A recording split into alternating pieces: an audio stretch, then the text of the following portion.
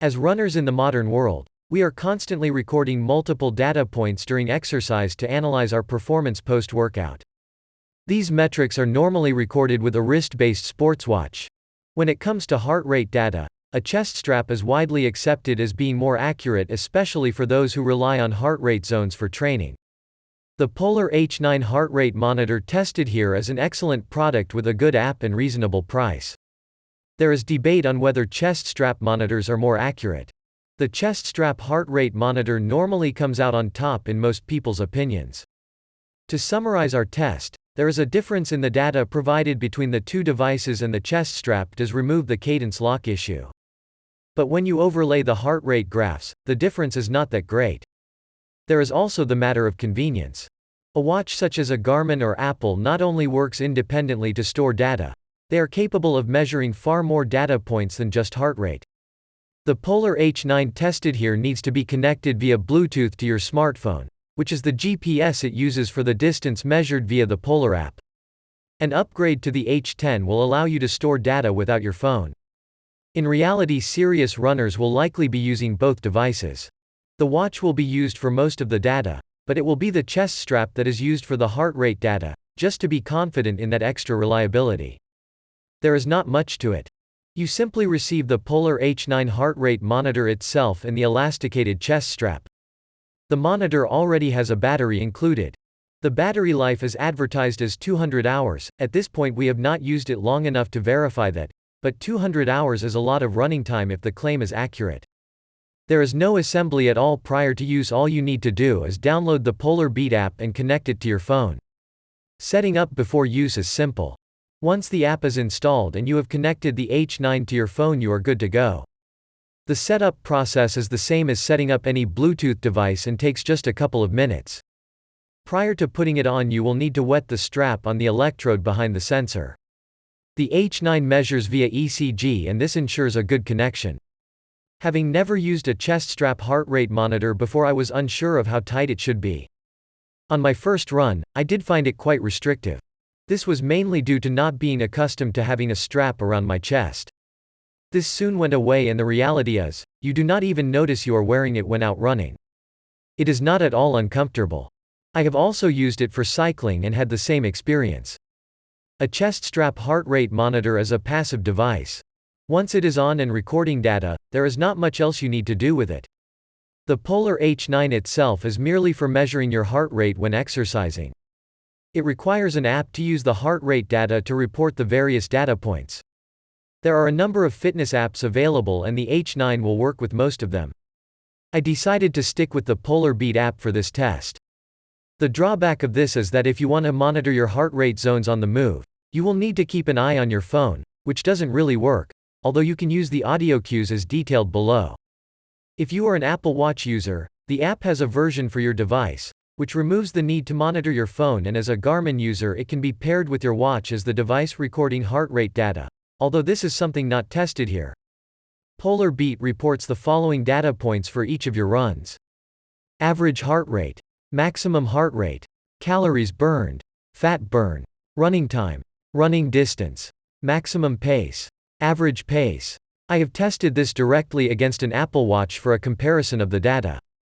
There are some differences between the two. If you run based on heart rate zones, Polar Beat monitors which zone you are in. As a default, the maximum heart rate is based on one of the many published equations. My assumption, based on the number it gave me, is 200 age. Most people will know how inaccurate this is. Admittedly, I did not check this at first, and initially, my runs were all in zone 5, which definitely wasn't the case by perceived effort.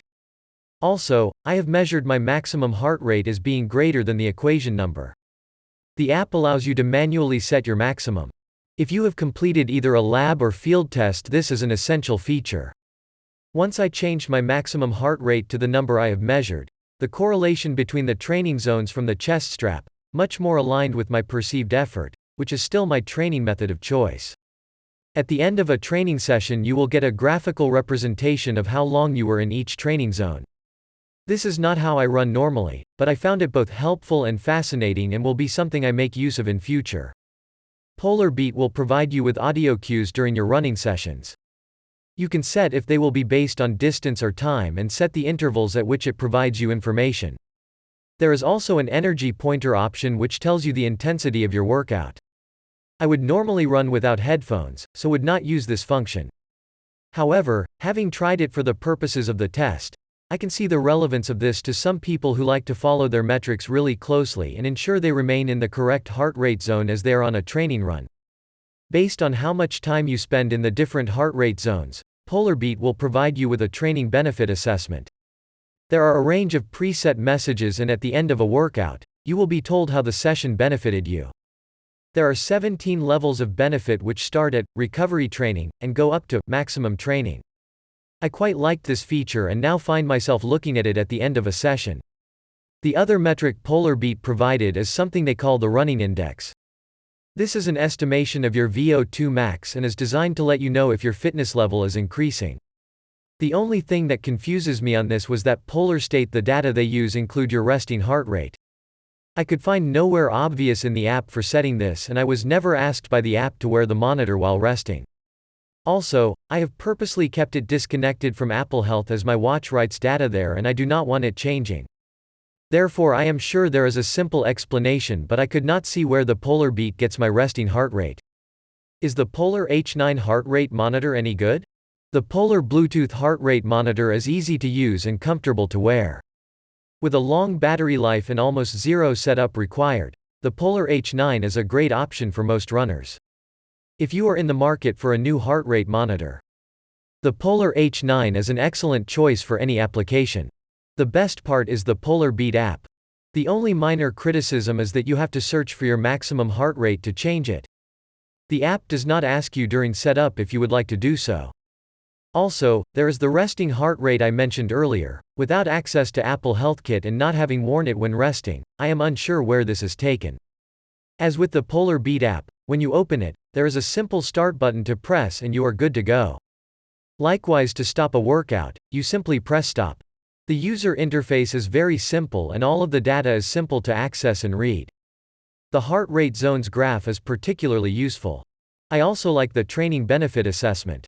A description of how a session benefited you is a little like having a virtual coach. Once you understand what each benefit is, you can tailor each training session to a given benefit. I originally bought this Polar Bluetooth heart rate monitor for an article to test the relative accuracy of an Apple Watch against it. As such, I have been using both devices for a period of time. After using the Polar, I will definitely continue to use it in conjunction with my watch, at least for the foreseeable future. My aim is to collect more data over different and longer distances to increase the amount of information used in my accuracy test.